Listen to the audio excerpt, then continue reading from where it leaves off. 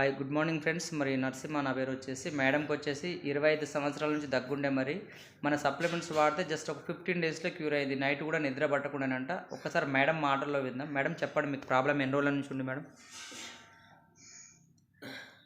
25 years నుంచి ఉన్నాయి.